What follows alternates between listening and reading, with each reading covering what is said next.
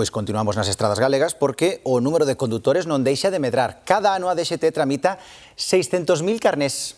Deles, 37.000 son de coche automático. Esta modalidade representa só o 2% do total de permisos, e iso que está vixente dende o ano 97. E ademais, Antía, a metade dos vehículos que se venden hoxe en día xa son de transmisión automática. Sí, máis cómodo e económico que o cambio manual. Esquecerse do embrague, das marchas e de que o coche se cale nun semáforo. Cada vez máis son os alumnos que chegan ás autoescolas pedindo o carné para conducir un vehículo automático. E semella que esa tendencia vai ir a máis aínda nos vindeiros anos.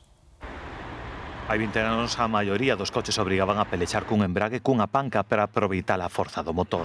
Actualmente as estimacións do sector apuntan a que a metade dos turismos á venda xa contan cun cambio automático sin intervención do conductor e a tendencia avanza imparable porque os coches eléctricos ou híbridos xa só ofrecen esa tecnoloxía. Probablemente os cambios manuales sean testimoniales ou para outro tipo de tecnoloxías, pero o que temos ahora mismo vai ir sempre asociado e iso temos que asumilo a un cambio probablemente automático en todos os casos. Hai anos, cambiar de marchas manualmente nun coche era máis efectivo, económico e fiable fronte á engranaxe electrónica. A tecnoloxía mudou o conto. A xente está encantada, é moi fácil adaptarse a un automático e de feito hai unha frase moi conocida aquí que se probas un automático non vas a volver nunca a un manual, non por comodidade. O automatismo electrónico nos coches tamén se está a refletir nas autoescolas onde aumentan os alumnos que se acollen ao permiso de Código 78 que habilita exclusivamente para guiar vehículos con cambio automático.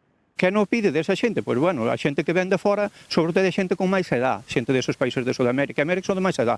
A xente daqui nacional, pois, o que pide ese permiso son chavales máis xóvenes e que ten xa os seus propios pais e ten coches automáticos na súa casa. Un permiso de coches automáticos que ofrece unhas vantaxes fixas pros alumnos. Un alumno necesita 30 prácticas nun coche manual, pois posiblemente con 15 ou 20 prácticas nun coche automático posiblemente lle cheguen. E por que lle chegan menos prácticas? Pois porque ten que se fixar moito menos na caixa de cambios, non se ten que fixar no embrague, non se lle vai calar, non se... Entón, dalle máis tempo a mirar señalización.